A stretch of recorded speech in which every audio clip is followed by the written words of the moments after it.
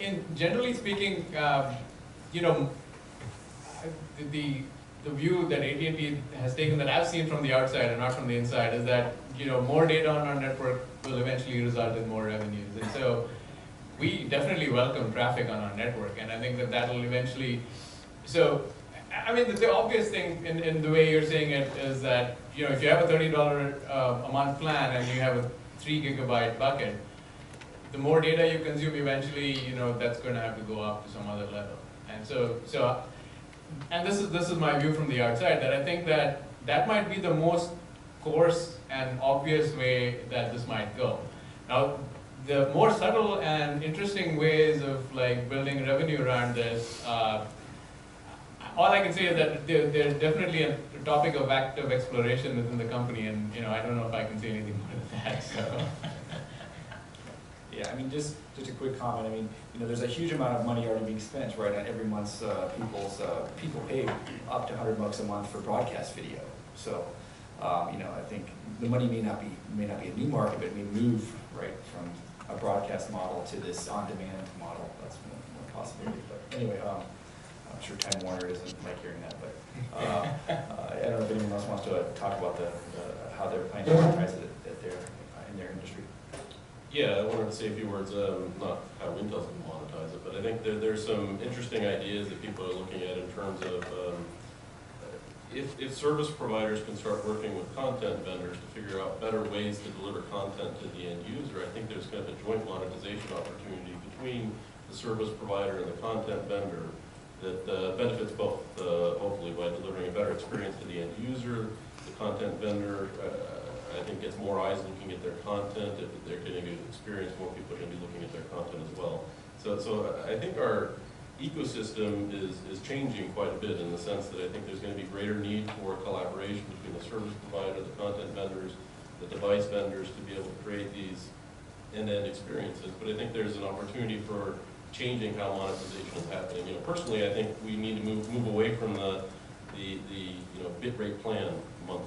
I think we need to move more into I'm signing up for different services, and that's how I'm paying for my service. I don't care how many bits I'm using. Nobody knows how many bits they're using, but I know that I'm paying for a Facebook service, a Twitter service, a video conferencing service, Google service, something like that. That I think hopefully will change how people use and view networks and more from a service perspective. Just to add to that, I mean, to some extent, I think this must be obvious to everybody, but the Amazon model. I mean, when you download a book into your e-reader, you don't have to pay for that, and there's the network piece that happens, behind under wraps, basically. So that's definitely a revenue stream for the service providers, and that sort of is one step in that direction. Yeah, and in fact, I alluded to just a few things on my slides, but and I think they've mainly been covered here. I mean, possibly there's opportunities for revenue sharing with over-the-top service providers, if that's been mentioned. Possibly there's opportunity for sponsored links, like Amazon, where basically everyone gets paid. So there are certain links that you go to that don't cost you anything because Amazon or whoever already pays the service provider for you to go to those links. We have looked into that. We have also looked into the possibilities of various structured pricing plans.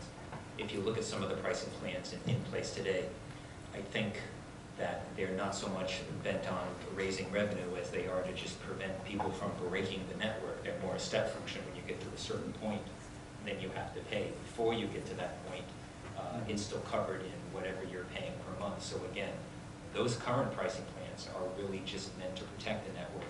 It's possible to do other tiered pricing plans that would not.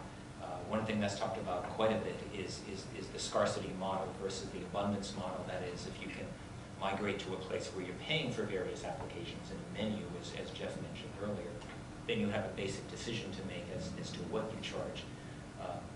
In a scarcity model, you would charge for a few things, but you would charge for a very high rate. In an abundance model, you would charge for a few things at a very small rate, the analogy being that you might sell a very expensive CD of music that a few people would buy, or you can sell individual songs instead of selling the whole CD for pennies a song, and a lot of people might buy that. So again, I think, at least from our perspective, there's a lot of models out there. We have investigated several.